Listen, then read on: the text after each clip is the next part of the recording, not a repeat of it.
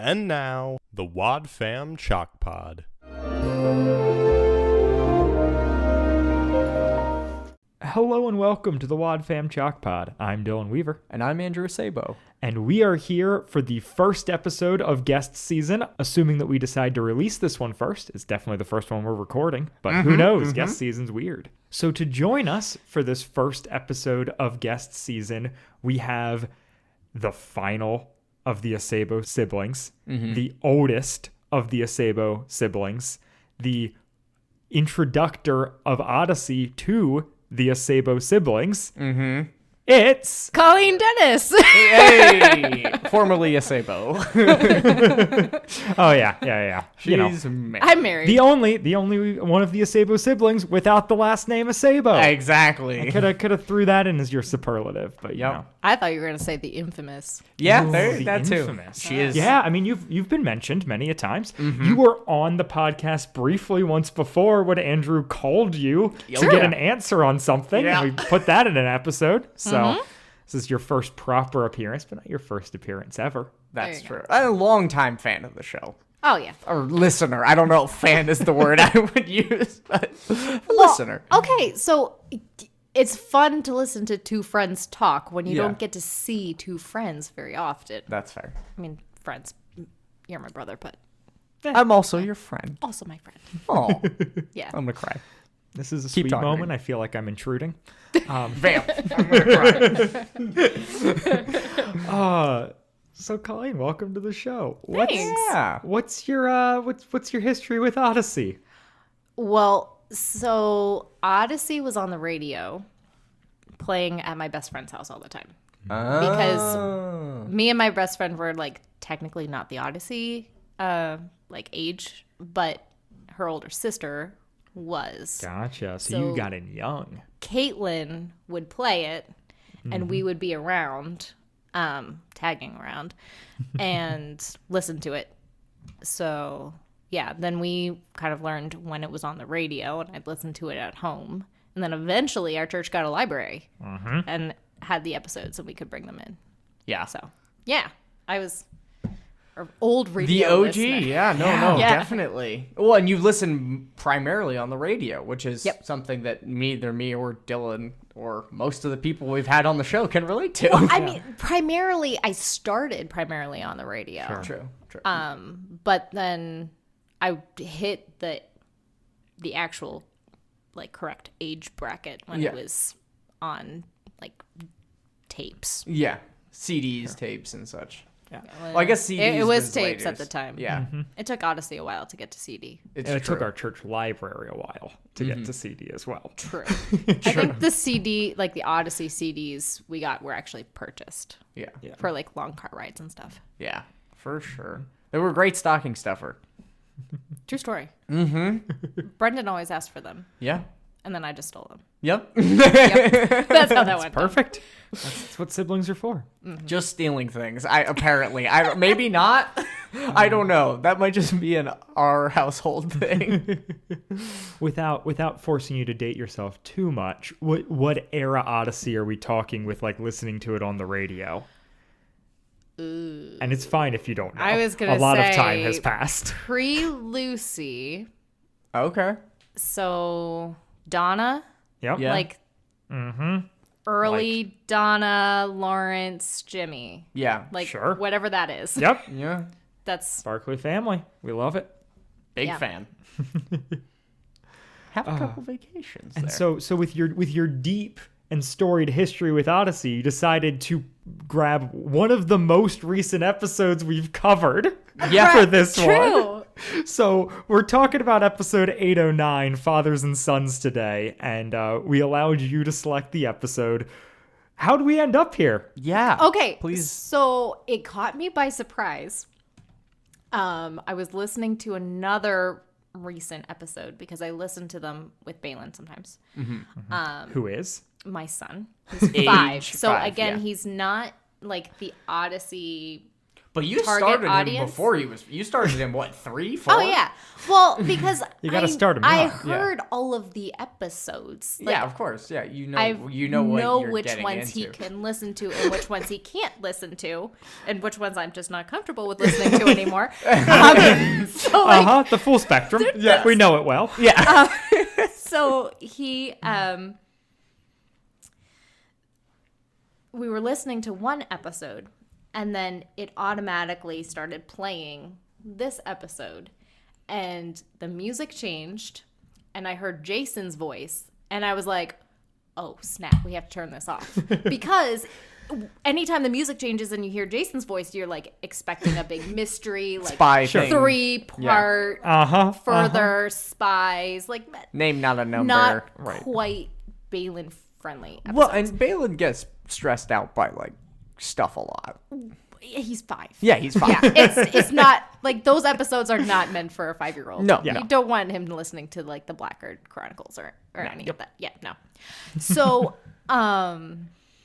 then I was like, oh, they have another arc. Like, I want to listen to this. This could be cool. Sure. So I started listening to it and had very mixed feelings at the end of the episode. So I thought it would be fun to talk about. That's fair. Yes. Okay. I like this pitch. I like that we are not totally bought into this episode because I was like, if Colleen comes on and is like, this is my favorite episode of the last few years, I'm gonna be like, Tell me why. maybe we don't like this will be an interesting angle for the show, but like I've got some questions about our friendship. Yeah. Yeah, definitely. No, it's definitely not my favorite. There's That a would be lot a of good things that I question, though. like about it. Yeah. It's not a bad episode. No, No. I But don't think it is. I do have a lot of mixed feelings about it. And I thought it'd be fun to talk about. Yeah, Definitely. cool. I like that pitch a lot. So yeah, as we kind of alluded to, recent episode, it aired originally on the Club, like it's that recent, in December 20th of 2016. It's written and directed by Phil Lawler. Big friend of the show, Phil Lawler. Big fan. Big guy. And it's on album 62, Let's Put On a Show, an album that I had never listened to an episode from before. Yeah, me neither. Really? Well, because the only recent episode, like, once you get past... Green Ring. Right. Like, the end of whatever album Labyrinth is on, I think that's, like, 54 or something. Like, that was, like, the last one I listened to. And then we covered Maury episodes that were more recent than that. But that was, like... That's post. Correct. Like, those are newer episodes than this even, but we were only listening to those specific episodes. Not, like, listening Gotcha. through the albums. And I don't listen to Odyssey recreationally anymore. There you go. That'll do it. I was gonna, yeah, if I can ask you a question before we jump into it. Sure. What has it been like? I mean, you're the only person that we've had on the show that, one, grew up with Odyssey, and then two, is now passing that on to somebody else. Like, what has that been like for you? How is, like... That is a good question. Is that something that you really thought about at all, that while it was happening, that like this was something that was really important to me and I'm passing it on? Is your relationship to it? I mean, obviously you said that like you know a lot about the show, so that's informing what episodes you're listening to and stuff. But did you think about the generational thing of like, wow, my parents picked this out for me and now I'm picking it out for my kid? Yeah, I didn't really think about that as much. But I did think about a couple things. Language in early childhood is really important. Yeah. And I really appreciate listening to stories. And Odyssey has a big library of very short stories that can keep a kid's attention, that has appropriate content. If you pick and choose, and can be something that one is kind of nostalgic to listen to. It's kind Yeah, of of fun to course. hear some of those old episodes. But two is not just listening to, pop music or something Yeah, on the exactly radio like that. and like in the car ride. It's something that you can talk about later. Yeah. And so like we like Julie's Library too. Yep, We yep. like a lot of story podcasts. Please explain Julie's Library to Dylan. Yes, I was gosh. like, I don't know what this is. And It's I'm guessing incredible. there are some listeners as well. Julie's Library is Julie Andrews Okay. and her daughter.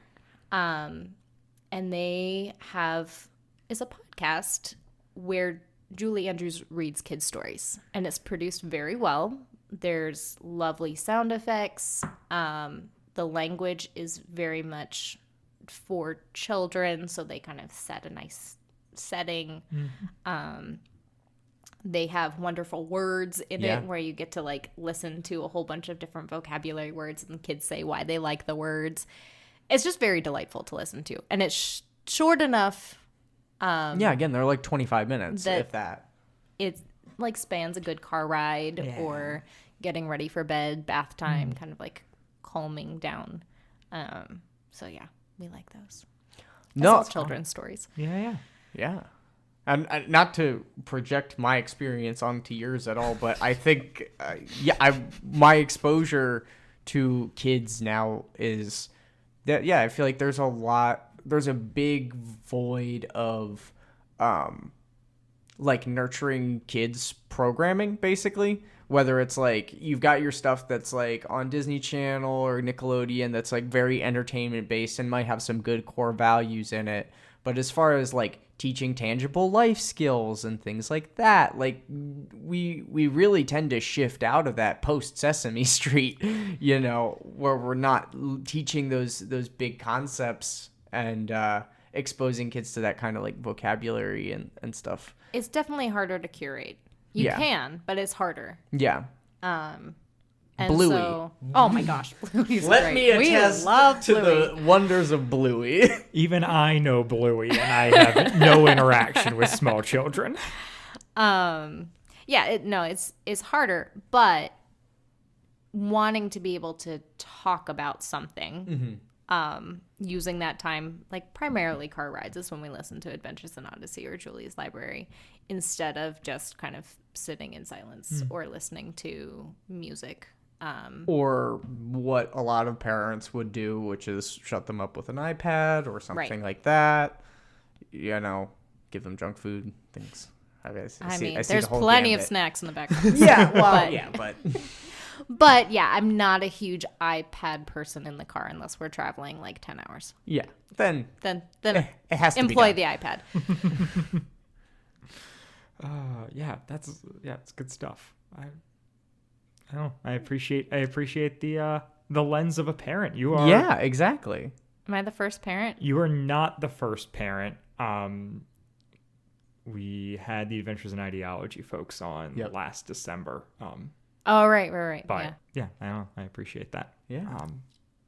Okay, so I think we're gonna roll a promo. Yeah. It's been a while. It doesn't feel natural in Bust the way out that it the used old to. promo machine. I don't know what my normal transitions are anymore. I didn't even know they had a without promo further- for this one. Yeah, Oh, yeah. they've got promos for basically every episode except for the stuff that only aired on the club or the stuff that like aired once on the radio and was pulled and no one ever archived the promo. But Did they have promos for the split? I'm sure they had promos for the split episodes. they had promos for split episodes, but we didn't cover them in the split episodes because we would have to cover half a promo, and what Yeah. even is it at that point? Not, or So. cover the same promo twice. Yeah. So the return of the promo. On the next adventure in Odyssey, Your father's name Balthazar Tolliver? Yes. Jason gets involved in a treasure hunt that includes a music box, With the music within, a mystery begins. old novels, Kant holds the code, Descartes holds the key. and family surprises. Quentin, it's a gift from your father. Follow the clues next time on Adventures in Odyssey.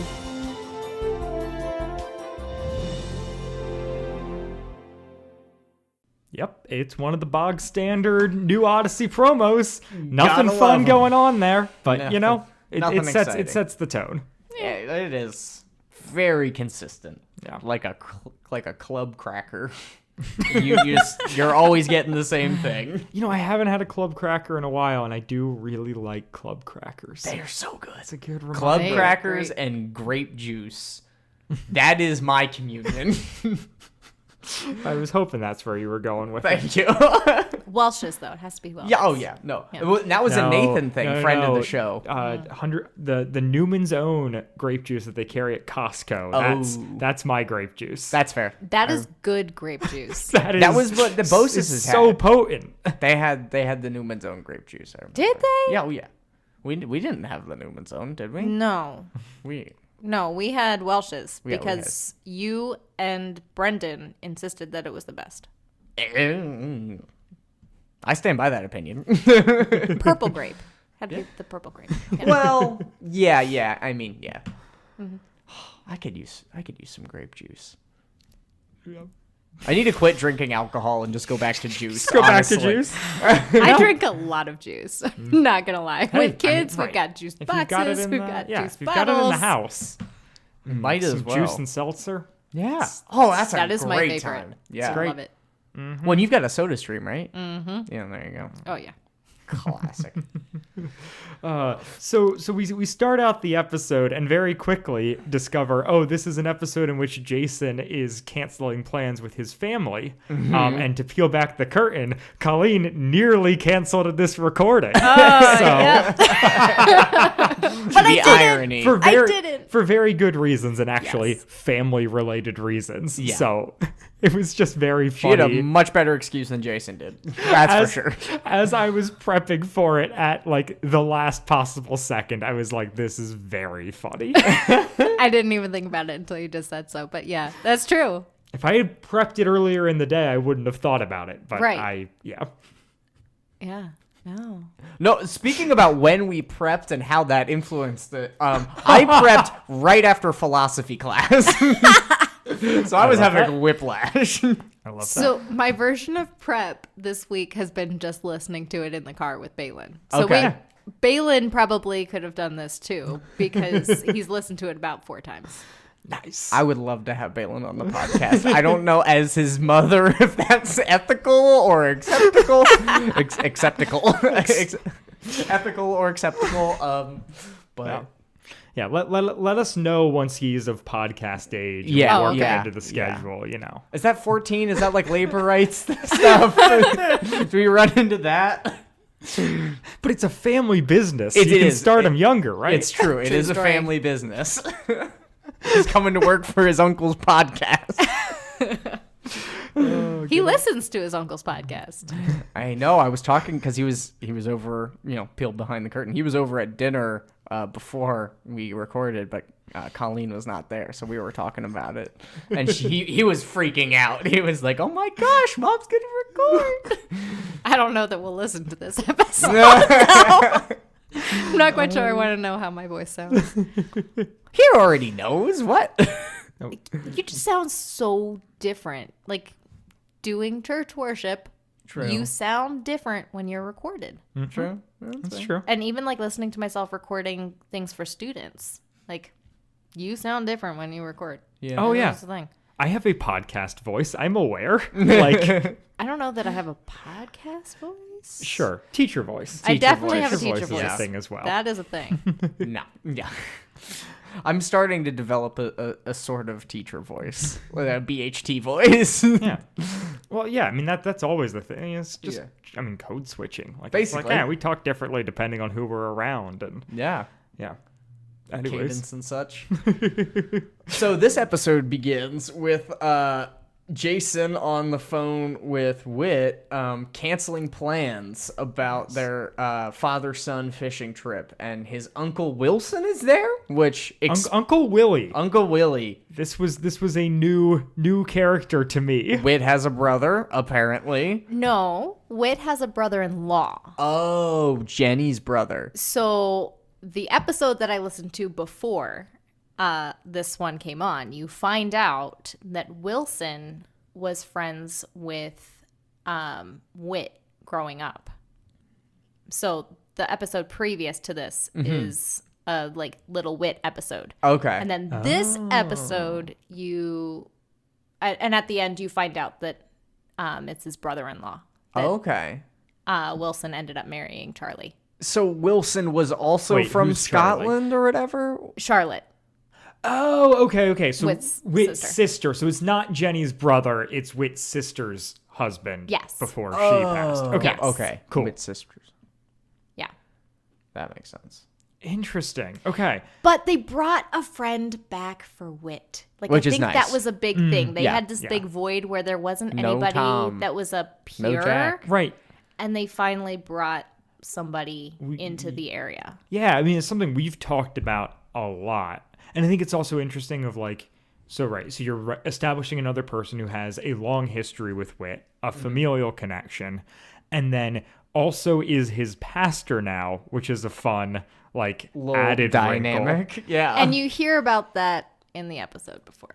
which makes sense. Yeah. And I think is interesting. Like, we've talked about it before, but how there's like, this is like one of 3 times that a pastor has been like mentioned in Odyssey. Yeah. Like it's the Halloween episode in which there's a pastor. Yep. It's George Barkley becoming a pastor. Yep. Otherwise, like there's not like a general pastor character that's Wit's job. Yep. No, but I would be interested to see where they go with that because he's technically related Sure. and also in a position of authority over Wit. Yeah, which in Wit his kind church? of even jokes about at the end. So, yeah, Oh, no. like, Wait, is that... could Wilson be like Wit's reigns eventually? But Or, there's like, a new younger pastor for Odyssey Community Church in the newer episodes. Oh?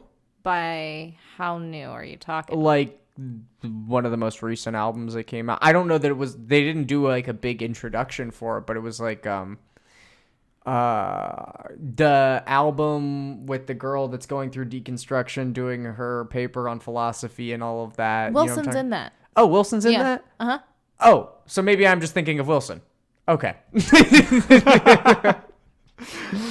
Maybe Well, he there sounds you go. So younger. you've already listened to, yeah, it looks like he was on the Slippery Slope album. Okay, Yeah. there you go. So Perfect. you've already You heard just didn't this know man. who he was. Yeah. I played myself. But yeah, it's so there's I don't know if either of you listened to it, but there is a bonus. I'm wondering a if bonus there's a scene. bonus scene for this episode. I did not listen to it. Did you, Colleen? I did. Okay, so that I think that's what I'm referencing, where like he and Wit talk there's a little jab in the bonus scene where Wit says about him being his pastor. Oh, okay. And just kind of, I don't know, alludes to that being like an interesting relational dynamic. But for it, so I would love for, I mean, I love for the idea that Wit has an adult friend. That apparently also likes fishing. Yeah, That's a good thing. yeah. There's apparently he's only been in 7 main album episodes, and then he's been in like 16 of the club episodes. Interesting. So he's apparently He's a paywall king. He's really doing all his work back there. Yeah. To the chosen few. Anyway, so yeah, I was just very thrown because there was like a reference to Uncle Willie, and I was like, all right, I guess I'm going to the wiki to figure out who this is. Because you can't just like casually drop member of the Whittaker family. Yeah. Right. No, he has to have some sort of significance. And he does, like, he calls Jack Uncle Jack and whatnot, like when he's Right. first introduced. So I'm like, it doesn't necessarily have to be a real uncle. right. But we established that it is in fact a real uncle, kind of. Uncle-in-law. Right. Well, I mean that is just an uncle. Yeah. It's weird because Charlotte is not living and like Well, and Charlotte was. died very young. That's what I was going to say. She died young, right? So did Jason ever even meet her? I don't I don't No, think he- it's ever confirmed. Well, Unless maybe a club episode, Young Wit episode. There was an episode where you find out that Wit and Charlotte had a falling through, and that Charlotte and Wilson eloped. Okay. And there are children. We know that Jenny is pregnant, so I think she's pregnant with Jason at the time. And I Okay. think, No, but or Jerry met. Oh, it was Jerry already. Okay. Yeah, Jerry's the older brother. Gotcha. Right, So- right. That's what I was trying to figure out, is it pregnant with Jason or pregnant with Jerry. Or I guess Jenny could be in there too. But also, Charlotte's not related to Wit by blood, correct? That's a good question. So I just cheated and peeked at the wiki. I don't Which think lists, so. right, that she is the stepsister Yeah. of Wit. Yeah. Because when Wit married Fiona, that was it was her, like, she came into the marriage with. It was Fiona's daughter. Correct. She Yes. came into the marriage with Charlotte. So it's like, it's right. Jason's step aunt, who he never met, her husband Right. is Wilson. Love Yes. that. Because, the Whittaker family tree just needs to expand out. And you can tell that Charlotte's not a Whittaker because her name doesn't start with a J. True. Precisely. Speaking of which, it's like just after this that it's name dropped that J&J Antiques is moving out of their original location to a warehouse. And we did talk about the turn from J&J to Triple J. Yeah. Came up in that in one of the like post Green Ring episodes. Yeah. So that at least I had context for and wasn't like very thrown by. No, yeah. But yeah, so Jason is helping pack up for that and ditches his dad and uncle as Is a result. Anybody else a little frustrated that everything that Jason touches turns to gold? Like, really? Really? But he's the second coming of Wit. God, yeah, no, he's Jesus Christ. He can't turn water to wine because it's a kid's show. He's turning stuff into gold. I don't know. It would just be nice if there was a little bit more friction for the Whittaker family. Sure, but that's what Jenny's there for. Exactly. Look, Jenny and Jerry had it real bad so that Jason could just coast. Just Yeah. because youngest. Jeez. Yeah. It's yeah. So Jason is right. They're moving shop. He is ditched. He's ditched Wit as a result. And there then in walks a guy. I like that, right. He has already ditched Wit before he gets stuck on this side quest. Yeah. Right. No, he Which I already- think is important to acknowledge. Like, yeah. It wasn't the side quest that pulled him away. He got pulled away from. Misplaced priorities. Yeah. Precisely. And I will say, as somebody who makes a semi-sport off of bashing new Wit, this is a very sweet Wit moment where he's like, well, you said you were moving to Odyssey to take care of yourself and slow down. And, I just want to make sure you're doing all right. And, you're taking care of yourself. And I was like, oh, that like Stoika's voice translates that affection really well. I don't know. I got to give him props. This is Nah. not a bad album for Wit. I In general. I didn't mind the what Wit said. I think I have gone down on Stoika's Wit, having come off of early episodes, medium episodes, and now into this. I was just like, man, my body's just rejecting this voice, which is interesting because I'm like, I think he does real, like we talked about in the Green Room episodes. Like I think he generally does well. It just really threw me. No, it does. There's a certain, my body does reject it. I saw a cursed image on Facebook today of somebody used an AI to blend Stoica and Paul Hurlinger and Hal Smith together. Yeah. To make actual God. Yeah, it's With the CGI mustache. it's uncomfortable, but I did not see that. And Yeah. I don't think I want to. It looks like generic old man. if you're not currently in the Odyssey Facebook groups, stay away. I am not. I They just don't are- have time for that. They're so bad. Well, if you want to hear more from Phil Lawler, you can definitely watch him make a fool out of himself Yeah. on the internet He likes to yell at people in the for no reason. yeah. Just Anytime anybody's critical, when it he comes just to comes at them real hard, and it's just such the a bummer. most needlessly aggressive Yeah. online presence I've ever seen. It's so funny. frustrating. Yeah, it's like, dude, you created a show that has been going on for more than 30 years. You're fine. Yeah. Get over Yeah. it. Just get over your bad self. My brother in Christ, you created Christian Simpsons. Oy. Just calm down. You're going to be okay. Yeah, it's all gonna be okay. So in walks James Tolliver. James. Tolliver is somebody that actually exists in reality. I'm going to look it up. I mean, as in there's someone like notable with that as a last name. Don Tolliver is somebody. Okay. Let me see what he's done. Don. Are you sure you're not thinking of John Oliver? Nope. You're thinking of Don Tolliver? I am exactly thinking of Don Tolliver with 19 million monthly listeners on Spotify. So Okay. I was not. All right. entirely- You're not crazy. Not crazy. His name does rhyme with John Oliver, though. It does. Also true. So, what does Don Tolliver do?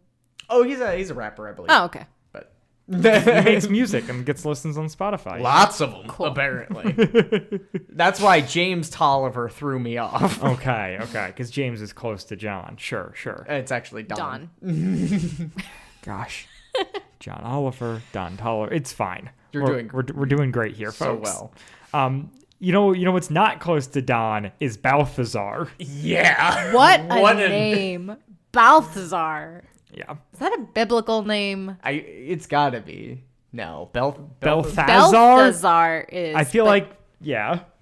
That's how I have it. Was Belthazar. I don't know. I don't know. I think of who's the guy who played Sherlock Holmes in the really old stuff isn't he Balthazar or something? Oh, Balthazar Getty. Balthazar. That's the name? That's not the Sherlock American Holmes guy. actor, Is it? age 47. No, he's not currently 47. But regardless, we don't need to track down this rabbit hole. We can pull ourselves back. I'm looking up. for famous Balthazars. There is more things to Famous talk about. Balthazars. Oy. Those are going to be old articles. Yeah. There's not a lot of people named Balthazar. But we could bring it back. You are in the market for a child, so. Oh my goodness. Can we wow. not put it that way? Yeah, Andrew, put this on yourself. You find a child named Balthazar. Okay. All right. You can dedicate them on the podcast. That's the only place I'm dedicating my children. To the internet, like they should be. As God would want. Oh my goodness. So, so James Tolliver is looking for a music box that was brought in, hopefully, by his brother in Quentin. And so Jason has no record of the music box, but there's a bunch of books in the back. And so they're kind of out of luck. This is when Tolliver shows that he has, like, what is it called? A music cylinder? Yeah. Is that what it's called? Yep. Okay. Just a golden music cylinder that goes in the music box and plays music that was apparently a part of his inheritance from his recently deceased father figure, not actual father, but he's calling him his father at this point. Did he say it was his dad? He's He's pretending it's his dad yeah. and his brother. So that he can access the estate. Yeah. And we get Jason has a very like what I can only describe as a Pawn Stars moment. Oh, yeah. Where he goes into a lot of detail explaining how music boxes work. It's so cool how they just Where it's like okay. when someone walks into a pawn shop on that show and like has their thing, and the person's like, "This is essentially a show about trivia. Let me just give you some trivia." Right. But he has to, because think about the kids that are listening to this now. They don't know that music boxes work with cylinders. Music comes from an MP3 or MP4 file, right? MP4 is video, so probably MP3, but I don't think they even know that because there's not even a file on Spotify. Yeah. It comes from the magic It comes from the cloud. box. Anyway, Yeah. so they have to explain how it's working because Sure. nobody's going to know. And I know. also, they have to know that it's special, that it's gold, because these things aren't actually made out of gold. Yeah. They shouldn't be, because gold is too soft. Yeah. Yeah. No, Repeated bumping. That sounds great for gold. it makes sense that they explain it. It's just it doesn't feel very organic. No, It no. feels it very does Jason, feel like though, because It does. Jason likes to mansplain. Jason does like to mansplain. You make a great point. He does, and there's combs involved. It's a whole thing. So he explains that there's like boxes that are tuned differently, and this cylinder is for G, and they throw it into a box that's also tuned for G, and it's really like dissonant, and James gets all upset, and he's like, no, like it should be playing correctly. Like this is, my father was loved listening to music. Like this should sound good. He wouldn't gift me something as like his dying wish that sounded bad. And he's like, It'd be kind of funny if he did, though. It must need to be played on my dad's music box. And this is when they look at the inscription on the cylinder. No. Jason hears it. Oh, Jason that's right. hears Yeah, that yeah, it's in yeah, Morse yeah, code yeah. and then refers to the cylinder. So again, this frustrates me, makes sense, because again, it's a Whittaker. But like, how do you listen to that nonsense and then think, oh, this is in Morse code? I mean, ... Like, As soon as it's an irregular beat, it's gotta be Morse code. But maybe that's just because I've listened to so much Odyssey in my life. This is the thing, is I Right. immediately was going with that. Morse. I was like, there's something encrypted in here. And I was like, man, Morse is such like a lame solution. But Right. especially after, Tasha famously blinks in Morse code Oh, yeah. in Name Not a Number era. Like, we then have to... The Resurrect return the of Morse bit. code. And it's just like, boy, has James lucked into the only antique stealer who can solve all this for him. Right? Completely just roll out the red carpet of the NSA to Yeah. figure out Solve what his this family music drama. box is supposed to really be saying. Yeah. Yeah, give no. him a Maury DNA test for his family. But here, yeah. So the Morse code gives you a riddle that is, for the treasure you seek that will set your mind free, Kant holds the code, Descartes holds the key. Read code and key in order to win. To use them correctly, you must look within. And scene. End scene. Yeah. Yep. Only note from there, Code and Key made me think of Codes and Keys, which is a good Death Cab for Cutie album. But I thought that Descartes was a particularly secular philosopher to be referenced on Odyssey. That is true. He was. It's not one that they would like much. But at the same time, like, what philosophy books are going to be sitting around a man's dusty library and Immanuel then put Kant. with his estate? Yeah, it's going to be something like that. Yeah, that's fair.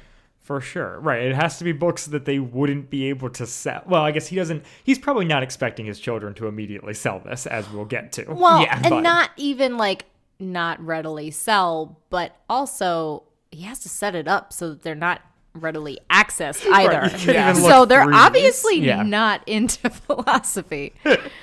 But Andrew came to this episode from a philosophy class. Yeah. So I was really looking for those clues. There was nothing there. There was nothing to help Nope. me. they go find the books from the estate. As And previously mentioned, there they were are left over. multiple Kants and multiple Descartes. Mm-hmm. And so so that seems like, oh no, this is going to be a barrier. And then they just shake them and they come like there's Just immediate, just pops out. You take those, I'll take these. Wow, it's in the first one we looked at. How convenient. well, and right, it's Just in time for this every- 25-minute episode. All the and things that's are the just like thing. tucked into the pages. Right. Yep. These episodes are typically not one episode. It's True. not like a 20-minute thing. It's usually across like at least two that you go through two-parter. a typical Odyssey mystery. Yeah, there's some good, like a lot of the like Jones and Parker mysteries are just one episode and they manage to get in and out. But this is trying to do like this episode's doing too much to be a one part. Yeah, they're doing thing. In order to do a one part, you basically have to already know the characters, already know the setting, and like be able to do it pretty straightforward. It's cramming so much in. Yeah.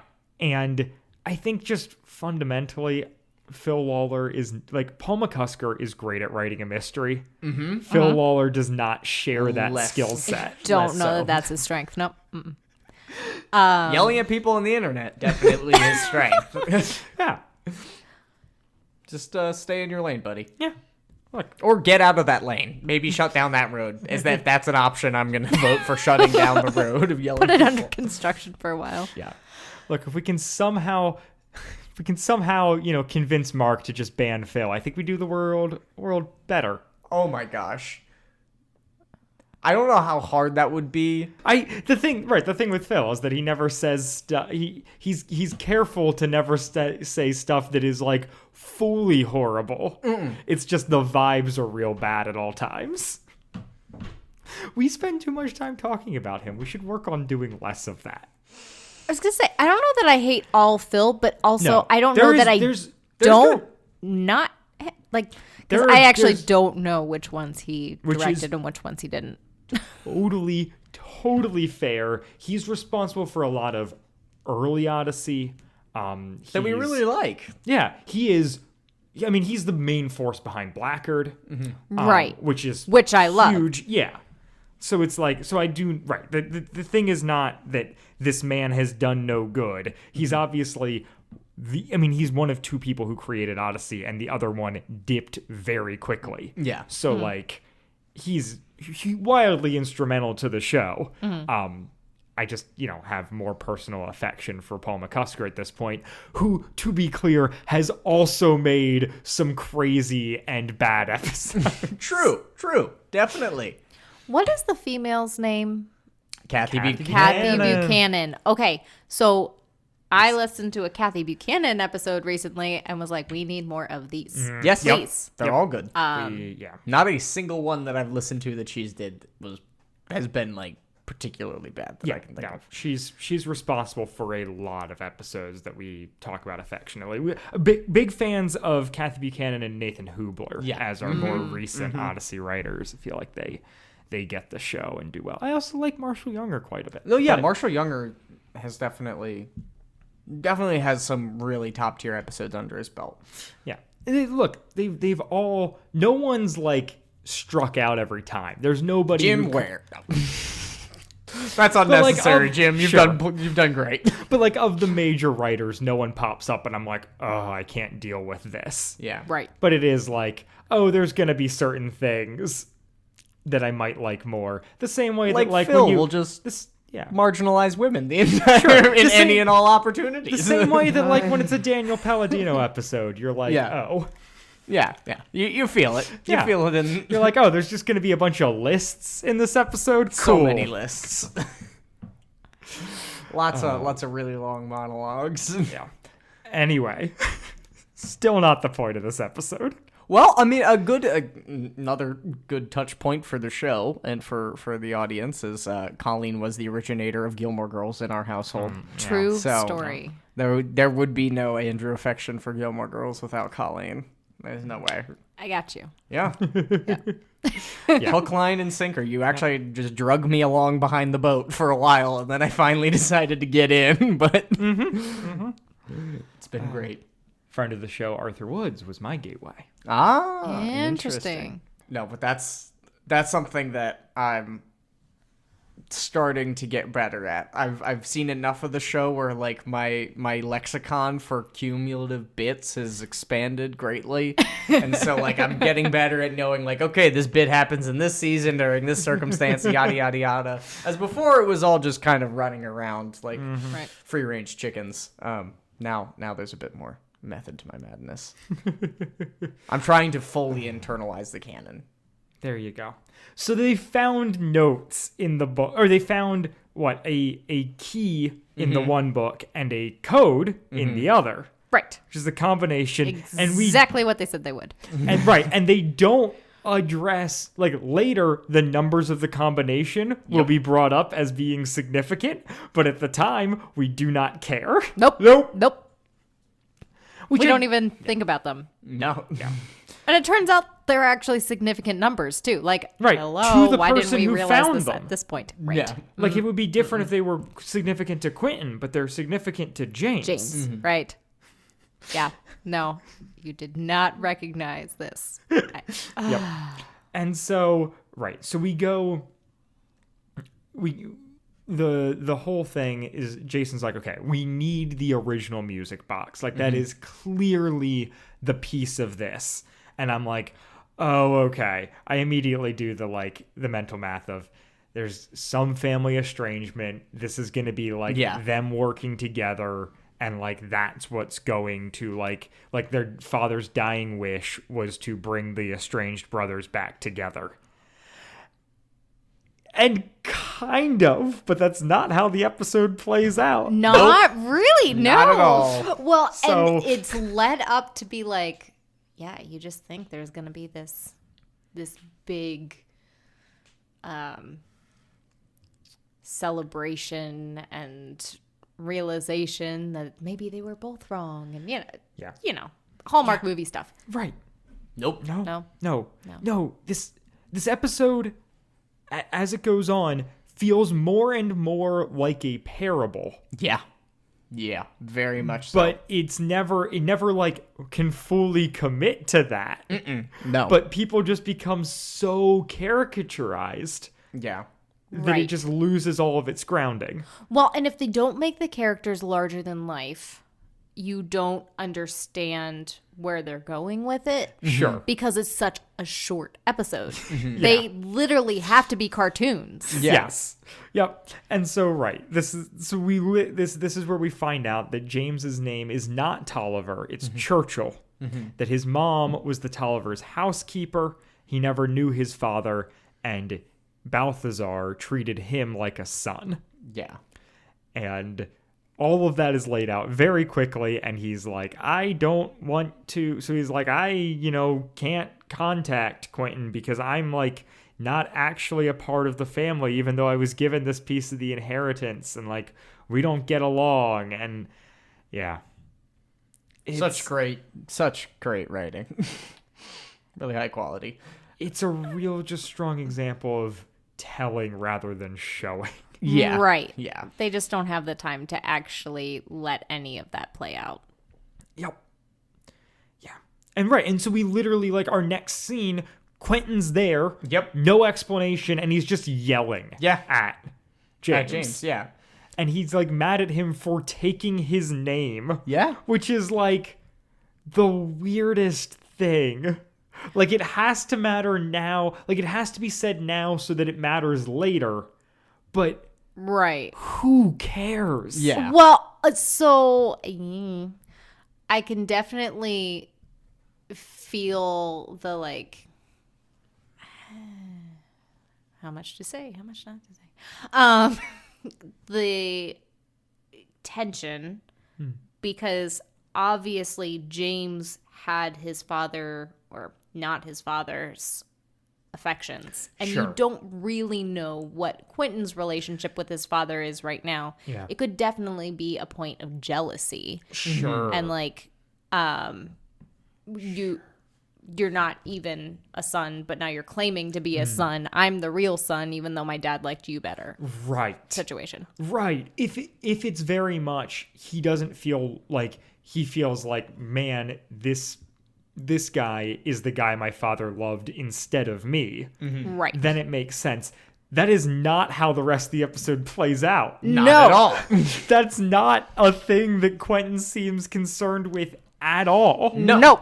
But it would make total sense. Like, there's a way to write that and be like, hey, this is, yeah, I've always been like envious of your stature in my family when my father looked at me as a disappointment and you as, his great success.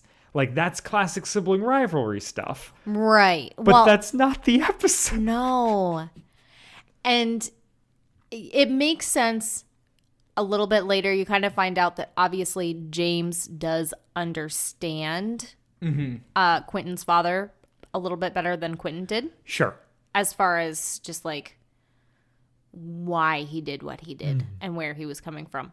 Yeah. But you don't see favoritism anywhere. No. Nope. Nor do you get the feeling that Quentin feels like there was favoritism. Yeah. Right, no. Because that's the extra piece where it's like, it doesn't matter whether there was or wasn't for him to feel slighted. Right. But that doesn't seem to be his concern. No, he doesn't feel anything for his dad, apparently. Except for contempt. Yeah. And Quentin is basically just one-dimensional. Yeah. Like, he is just very salty. Yeah. Uh-huh. And so, right. So they do this whole thing, and yeah, he's mad because his dad, he sold off all his dad's possessions in 2 days because he didn't leave him any inheritance. And he he just threw all his money away. And James jumps in and is like, he was giving to the poor and needy. And Quentin's like, well, he didn't take care of like his own family. And James is like, well, you seem to be living pretty well. And like, it's just this whole, like, I don't know. Quentin is insufferable and Yes. just will not. Yeah, and just the worldview of like a thimble, like just absolutely tiny. He is entitled, and he is a brat. That never grew up. Yeah, sit in the corner. And this for however happened- many minutes you've been alive in years, which is probably what 30. And it's established that this was 2 years ago. Does that sound right? Yeah. That he died? Because I think, that's interesting. Because then we come into Quentin sold, like, took all of the valuable stuff to J&J and then sold the rest at a yard sale, including the music box, which he manages to remember selling to a tall, thin, balding man who was the pastor at Odyssey Community Church. Dun, dun, dun. Jason's Wilson. like, well, no, but it wasn't Wilson. Oh, Because Wilson's only now the pastor of OCC. So this is a different person. different mystery pastor. Right. Perhaps the one from the Halloween episode. Maybe he lasted that long.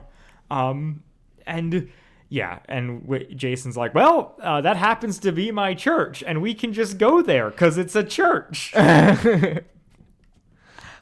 Which I kind of appreciated. Which was I really was no, I like, thought that was yeah, very funny. this is- Everybody's this is welcome. good. It's a church. It's a church. Yeah.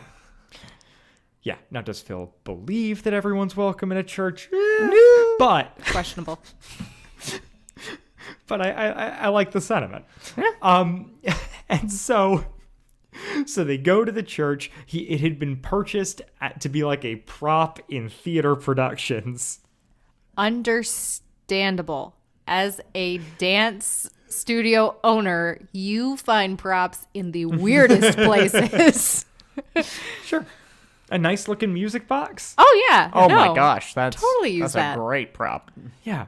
And it's right. So then Quentin, who is who didn't have, who just like sold this thing off without a second thought, is then the one who's upset that it looks like it's beat up.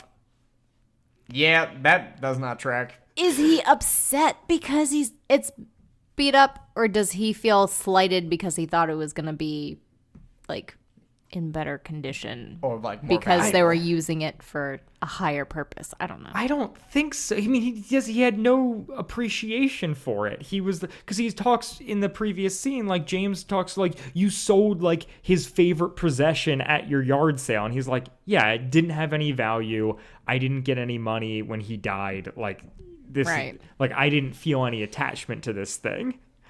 And meanwhile, right, you have, but then they get there, and because James is the good guy and Quentin's the villain, Quentin's upset that the thing is beat up, and James is like, oh no, it's fine. I'm glad that it was used. It's still beautiful.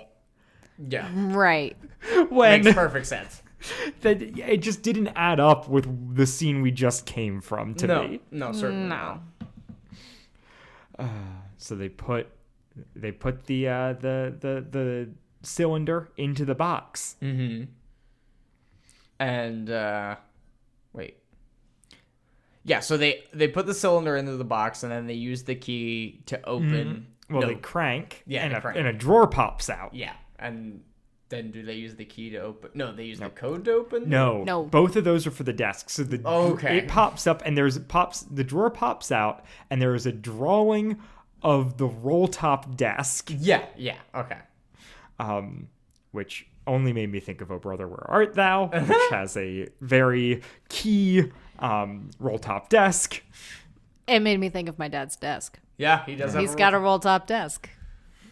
Nice. Have you checked for secret compartments?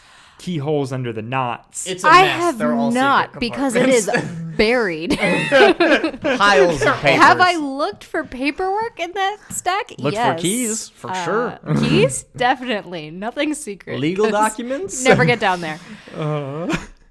Well, maybe that's where your inheritance is hiding. Uh, I don't think I have an inheritance. yeah, because I'm getting Yeah, the well, piano. neither did Quentin. Yeah. What do you want from mom and dad? Do you have any desires? Let's From mom and dad? Yeah. Inheritance. Like any like objects that you're like they. Ooh, I like need this. so like my parents have a chrome thing in their fridge where you put soda and it rolls from the top down and just like feeds it. And like you like put cans That's of soda cool. in it, and it like you put the warm ones up top and pull the cold ones from the bottom, and it's just like they've had it my entire life. Could I now go? Like it was something that no one else had when I was a kid, and so very early I was like, I'm getting this, and then like it's nowhere. Like I could just nowadays I can just go on Amazon and buy one, Right. but. Yeah, right. I'm not going to. No. Because I'm like, someday I'm I'll gonna get my that from parents. One. Yeah. Come on, there's got to be something. you want. Artwork. Yeah, that's fair. Yeah. There's a lot of good art in our house. So there's a piece that my mom did that I would like, but I'm sure I'll have to fight for. You're not gonna have to fight me. I don't want it. Love you, mom. And then, there's a piece that my mom got right after her mentor died that has a lot of significance that my grandfather painted. And then there's a piece that was done of me being held by my mom when I was really little. So Yeah. I'd like that too. Okay, So that's fair. You're not gonna fight for that I'll last still- one, Andrew. No, I don't. They didn't draw me when I came out. They didn't care. there was no art to document I just me think it would be funny if your only piece of art in your future apartment was of somebody your else. mother holding your sister. That would be great. Oh no! I just want the piano. That's it. Okay. They can You can fight take for the it. piano. It's I'm old. okay It's with out that. of tune. It's beat up, but I will paint it and make it beautiful and get it tuned, and it's baby grand, and yeah, There you go. It's a nice piano, it's a nice piano. especially right if it carries meaning. Exactly. Like this music box. Like this music box and his inheritance. So we established earlier in the episode that Wit owns the roll top desk. Right. Yeah.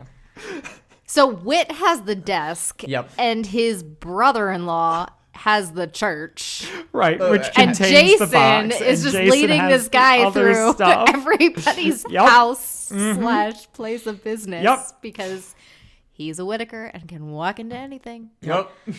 And and the message in the drawer is like, use the coding key underneath the desk's roll top.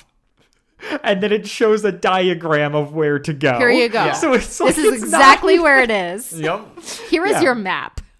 Yeah, which I also here's the other piece, which is so they insert the cylinder and crank it, and that's what pops open the drawer. Right. So, in the dad's original idea, in Balthazar's original plan, the drawer would have popped open before they had the code and key. Because they would have put it in to play it and gotten that message saying, like, use the code and key, and had no idea what the code and key were, and had to, like, figure out the Morse part after that. Yeah. Right. They did it out of order. Right. Yes. Like, we're getting the, like, it doesn't break the mystery, but No. it is just funny to think about, like, the father's intention was for them to know that there was a code and key. Right. To the desk. Right. And then, Morse is written on the cylinder, which should have been the clue, but they were reading it as M-Orse or whatever. Yeah. In the key of M. That's my favorite musical key. Yeah, it's the one your piano's tuned in. It is. It's probably the same key my piano's tuned in. Yeah. Well, you got a nice one.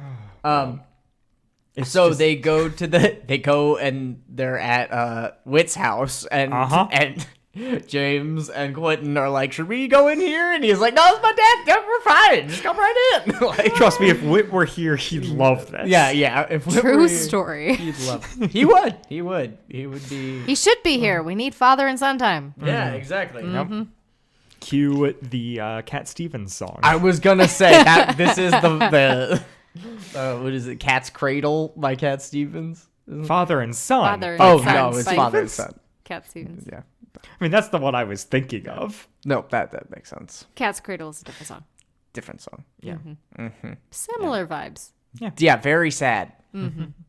Yeah. Highly recommend young. That's your fault.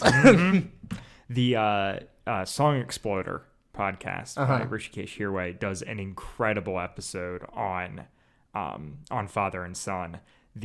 So Cat Stevens re-released the song like a handful of years ago, where when he's singing from the perspective of the father, it's his voice now, and when he's singing from the perspective of the son, it's a live recording of him from back in the day. That's so cool. It's very cool. So okay. I recommend That sounds I recommend you upsetting. listen to the Song Exploder on it, and then listen to that new recording of the song. And if you don't know the original, listen to that before you do either of those things. Definitely. And I'm gonna do Make that sure you now. have tissues for all of the above. 'Cause Yeah. the tears will be flowing. and if it's not ringing any bells, watch Guardians of the Galaxy 2. Yeah, there we which go. features that song prominently. Oh, Great man. soundtrack. It is. Great for jazz class. All right. Oh yeah. So they open the drawer on the. Yeah, so there's like a fake knot with the keyhole under it, and there's, and Jason sees his dad's calendar and is like, oh no, that'll come back later. And then we find out that the combination is James's birthday. Love that. So they enter both these things, and then a Bible comes out of the desk. So Because James is of walking around with a piece of paper that has his birthday on it, and he's not realizing that it's his birthday. That just drives me nuts. Yes, it is See, absolutely I crazy. can understand perhaps why some people might have issues with that, but I feel like my birthday is, because I'm a 2000 baby, is very easy to like It's a very inorganic You're number. trained to see your birth date. Like that's True. Those are numbers that you constantly have Yeah, to use. 112200. Paperwork, Every time. anytime you go to the doctor or the hospital. Right. Anytime I'm like working on a student's account for the school I work for, and I come across a kid who shares my birth date, it is immediately obvious to me. Yeah. Right. No, you just know. Yeah. That's like right. How many it's- kids? How many kids in the district? I don't know. I could run that report. I'll text you tomorrow. Okay, sounds good. Stay tuned, Chalk Squad. But yeah, also I think it's interesting to establish that he was born in 79. Just because Odyssey doesn't deal in dates often. True story. Yeah. So Love that. yeah. And there is a also he was born in 79. This episode came out in 2016. That is assuming that Quentin is similar in age. Boy, is Quentin such an old brat. Right? Yeah. Oh, That's exactly That what I might make thought. I was why- like, oh my gosh. He should be seasoned by now. Right. That's where we should be Yeah, at. yeah. This is a man in his late 30s. Like, he should maybe have gotten over this. Because the Bible is from his high school graduation, True, yeah, where he yeah. was valedictorian. Yeah. That was 20 years in his past. I'm doing that math right. No. Is that that math's not right? 20 years? If you're 18 to then be 38. Oh, he's 38? I thought he was 30. No, if he was born in 79 and this is 2016, Okay. that would put him at 37. Yeah. Okay. And we don't know for sure the age of Quentin, but we know the age of James is So yeah, we're rocking in roughly Right. 20 years. right. Right. Dude, yeah. I mean, it's exemplary of all of his problems with his father, but it is also what a grudge. I'm not saying that I'm seasoned, but I'm 30. You can hold a grudge, though. We weren't going to date you earlier, but you definitely. just did it to yourself. So I know. That's okay. But She's a like if pretty you do date. a little comparison, like, oh wow. I had my first kid at like 25. So yeah. he should be at a better spot and much less selfish, maybe. Yeah. Maybe grow up. I don't know. No, definitely grow up, Quentin. You insufferable man-child. So there's a Bible, and he goes, "Oh no, this again," and spikes it on the ground. Yeah, he just chucks it Oh, across right. the room. Oh no, this again. Hello? Your dad is showing you that he likes codes and like secret things. Couldn't and he there be apparently tried to something- give this to you before. Maybe there's something to it. In the Bible. Who knows? He's been hiding crap in books this entire episode. That is also Maybe true. But did Quentin know that they found the code and the key in the books because he wasn't around? Did they explain that? We Probably don't know. not. It's Their lines of only a communication 20-some minute aren't great. episode, so we didn't get there.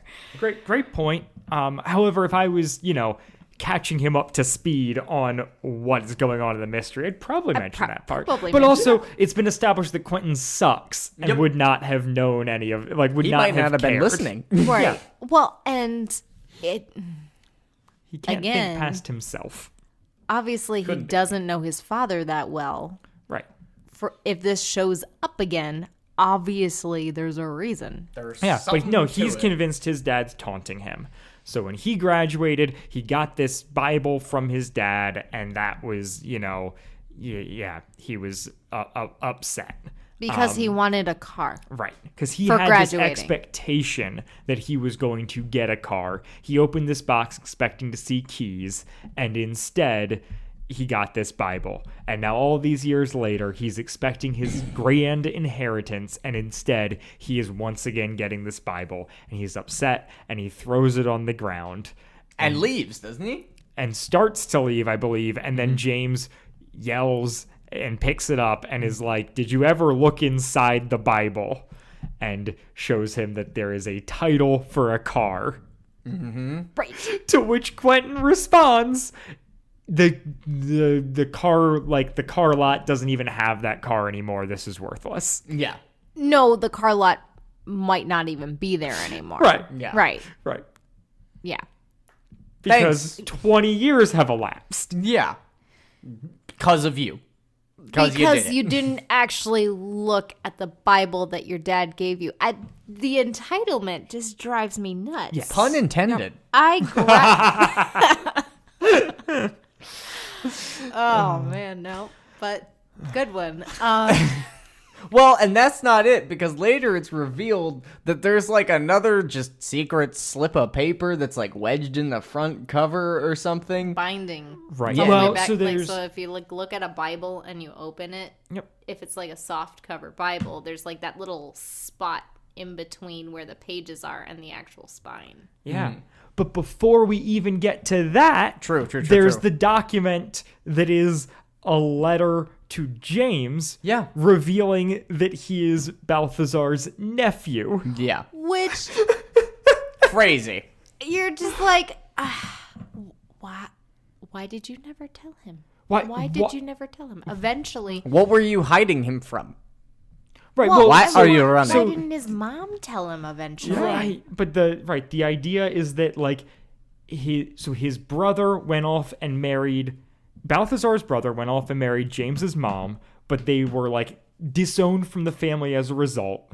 Then Balthazar's brother dies, and Balthazar still can't take care of them directly because they've been disowned by the family. So he smuggles them back into his life as the maid and the maid's son who live with him, and none of the other family ever knows It's a reverse parasite. this. But it is just James's mother and Balthazar who carry this secret forever. Right. But like James's mother just died. Right. And James is in his 30s presumably. So she never told him? Nope. Apparently not. And it's not like Communication in this family is garbage. who's she protecting him from? Like Apparently. Right. Yeah. And it's so wild, and it also like the convoluted nature of like the obvious thing to do here is that it's an illegitimate child of Balthazar. Right. Yeah. But Odyssey can't do that. No. Because one, this is a show for children, and two, it would paint Balthazar in a bad light, and the point is that he is the best thing ever. Right. Yeah. He's an amazing person who just gives all of his money to the poor. Right. And so we wind up like we get a character in Balthazar who has no flaws. Yep. A character in James who has one flaw, and that it's that he lied at one point about being a Tolliver, but he wounds up actually being a Tolliver. Right. And then we have Quentin, who is just one walking flaw. Yeah, is all flaw. And it doesn't make for like a satisfying conclusion. No, not at all. It really doesn't. And then Balthazar or Quentin leaves. The inheritance is tucked in the spine, and James waxes poetic about how he doesn't even need the inheritance, that he'd give up the inheritance. Quentin can have it all if he could just have one more minute with Balthazar. Right. So dramatic. Just take the money like a normal person. Jeez Louise, stop loving people. But like they had to say that because Jason had to realize that he had just frittered away this day Yep. that he said he was going to get something done and didn't get it done. So he didn't even do what he said that he was going to do. And he still blew off his dad to fix some other family's problems. Yeah, Right. love that. And this is the third time he's blown off his dad based on the calendar that he saw in the roll top desk. Right. And so yeah, it ends with him going to Wit to prioritize that time. So it is it's a real life parable, caricatures and all, to teach Jason the lesson of value your dad while you still have Of him. Cat's Cradle. Or Which Right. is hilarious Father and given son. Wit will never die. Yep. He's tried a couple times. It Yeah. really hasn't worked. Uh-huh. Oh, yeah, no. Yeah. What was it like listening to this multiple times throughout the week? And also, like, with a child, like, I'd love to hear a child's perspective if there is any, like, interesting stuff there as well. Yeah. Well, okay. So the first time I listened to it, it was like, hush, hush. I was doing the dishes. Right. Like, because I didn't know that this Yeah, was actually quite a benign episode Yeah. and Balin could listen to it. Because you're expecting Jason 'cause I'm spy mystery, like, there's Exactly. gonna be Tasha's kidnapping. going to show up. And Yep. yeah.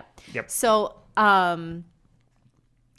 yeah, the first time I listened to it, it was kind of a letdown because I was really expecting one thing and got something very different. Sure.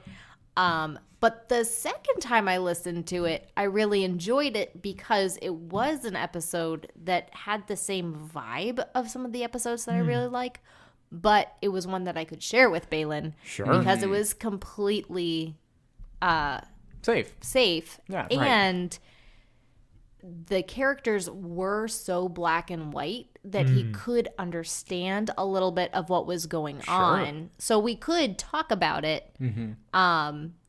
And he could enjoy it with me. So like the second time I listened to it, it was redeemed. Right. Well, and how big all the characters are Right. has to play better to a child than it does to us as adults. Yeah. listening. Right. And again, a 5-year-old. So Right. it's not the target audience. You know, I don't know what a 12-year-old would, I could tell you what a 12-year-old would think, but I do work with 12-year-olds, but you know, specifically, it was basic enough that my 5-year-old could interpret the situation and realize that there is a kid here that did not get the toy that he wanted and is still mad about it. Yeah. And then there's another kid here that had a really sweet surprise at the end and misses his dad. Like, Yeah. so that was nice because when you simplify it down to what Right. somebody like Balin is getting out of it, there's a really good message behind there. Yeah. But if you just listen to it like hoping for a spy story, it's very Bad. unsatisfying. Right. And if you're right, and it's I mean, that's kind of the parable nature of it. It's an exciting way to tell a story of, hey, value your parents. Right. Which there's the way I would like that story told is not going to be particularly engaging to a young child. Right. And I do think like we get that is the fun of Odyssey is there are episodes that don't seem to care that it's a kids show.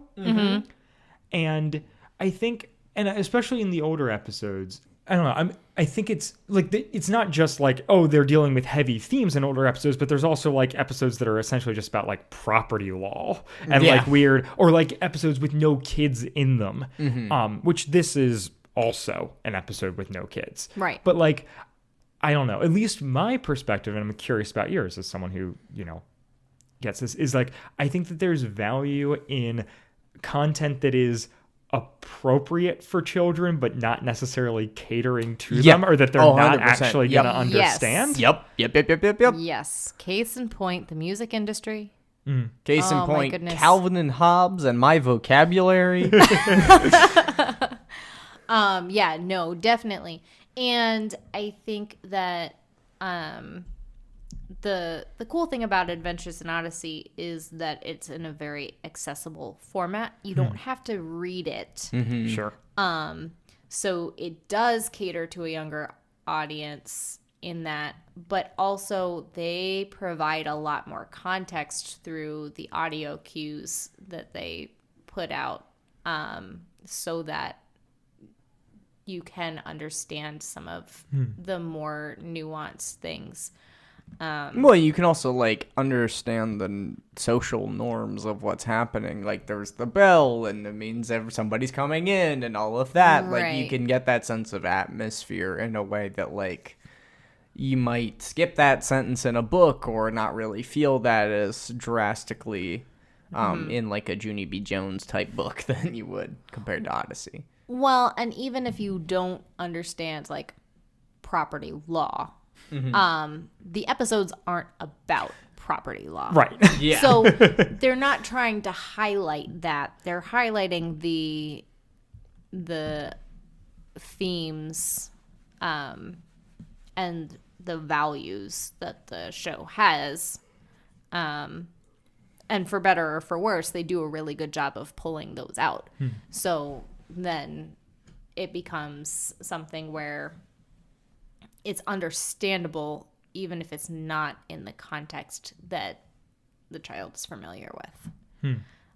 So like Balin has no idea what an antique store is at this point because he would not do well in an antique store. As most 5-year-olds don't. And he doesn't even really know what an antique is. Yeah. But he does know like old things that are given from like grandparents. Or in his case, great grandparents. So Yeah. yeah. Yeah.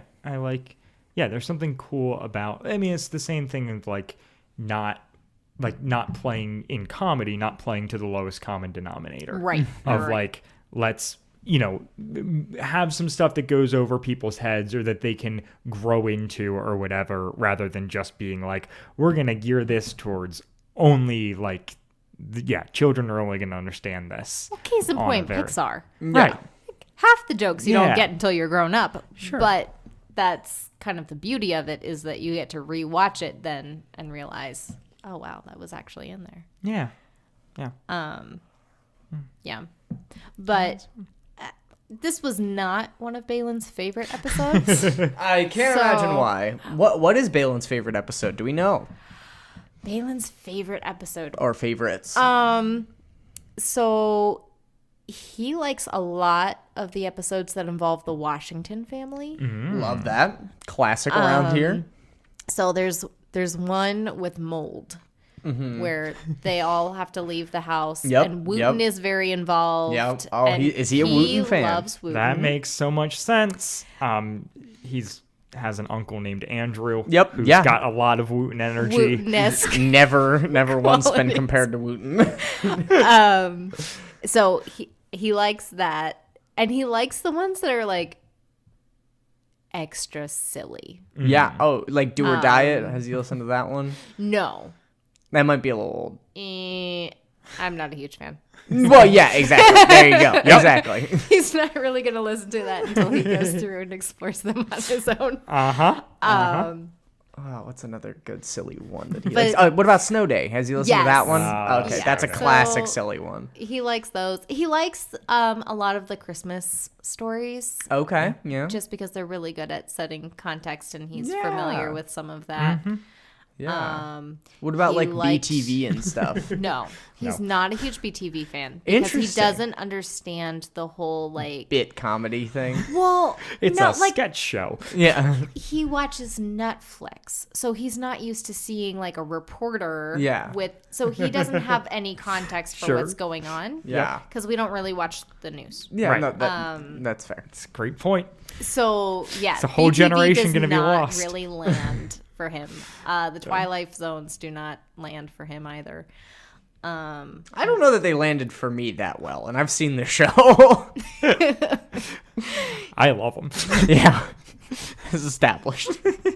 But yeah. He does like some of the old Bible story ones. Okay, where yeah. they go back. So Jonah, he likes Jonah. He likes the David and Goliath one. Yeah, classic. That's yeah. That's a big one for me. Yeah, just Owned that What about CD. like a Bernard and Yeah, that's a Bible story. There's Yeah. one where Bernard and Eugene go on a road trip. Oh does yeah. does Balin like that one? Yep. He loves that one. That's awesome. There's also one where Eugene and Buck go on a road trip. Nice. He likes that one too. A real road trip kid. Yeah. He really is. If you're listening to it on the car, Oh, yeah, exactly. what better? No. Well, and he grew up driving to Maine, so Yeah. like, That is such a thing. That is such a thing that I did not realize that most people did not have like extensive conditioning from being in to a car for 14-hour long periods of drives. time. Yeah, no. I don't think I did a continuous drive over 4 hours until maybe I had graduated high school. What? Yeah. Do you just fly, or you just No, didn't go anywhere? no, I was not on a plane until I graduated high school. Yeah. Holy Moses. My parents have a cabin that is 4 hours from where they live, and the beach, which is 3 hours. Okay. And that was essentially all the vacation New we ever York did. City is 3 we did hours, New and, York like, City, we did Washington, DC. DC Yeah, both is, of like- those about 3 hours. Yeah, Baltimore. Yep. Yeah. Baltimore Aquarium. Like that was the extent. No, that's Yeah. perfectly fair in a very reasonable sense. I Sure. just am. Yeah. Yeah, I figured is- that everybody had conditioning for it, and then like I went with Alyssa up to New York, and she was like, "That drive was so long," and I was like, "It was only 6 hours. What are you talking about? Yeah. Like that's Yeah, like- that's like basically a day's commute to work for me. Like, That's what are you easy. talking about?" Yeah. Yeah, we no. went to the Outer Banks once when I was in high school. So Okay. that Okay. would That have would've been been- my first over 4 hour trip. Yeah, that would have been what 10 hours. I don't 8? even I think that's no, like 8. it's closer to 8. Yeah. But regardless, yeah, nice There that you nice go. that he's you getting the road trips in early. But yeah, thank you so much for being on the show, Colleen. No, Yeah, thanks thank for having you. me. This was delightful. Even if I didn't love the episode, I loved talking about it, Yeah. and I've loved your lens. Did you What like you the bring? episode, Drew? There were parts about it that I enjoyed. I liked the whole mystery bit. Part of it, I didn't think that was going to be a thing going into it. Yeah, I had no idea what to expect. to No, be clear, exactly. So that Yeah. was fun. Yeah, so like that part of it was kind of cool and fun, but again, a lot of the complaints about how rushed it was and the characters and everything, and yeah, again with a limited cast, we're really, as far as familiar characters for me, it was basically just Jason. Right. Like Yep. Wit's in it a little bit, and I didn't know Wilson much. Yeah. So Despite having heard of him. despite having heard him at least twice. But Yeah, no, I thought it was good. I thought it was. I'd probably give it like a 78, 80%, somewhere in there. Yeah. I don't know where these percents come from. yeah, yep. No, I'm just Like, giving it like I can't operate on the scale. The club does have it at a 92, but that's only 13 votes. Yeah, So- that's untrustworthy. Okay, so like if That's you were sampling gonna give bias. it like Out of 10. 0 out of 10 stars, No, that's how what I many said. stars Yeah, would you- I said like 7.8. okay. Sure, and I maybe throw it at 6, but like, yeah, it's a 3-star episode. There's nothing in it that I'm like upset about. Yeah, exactly. And Yeah, there was there was a little bit that like excited me. Yeah. But it just didn't like fully connect. Yeah.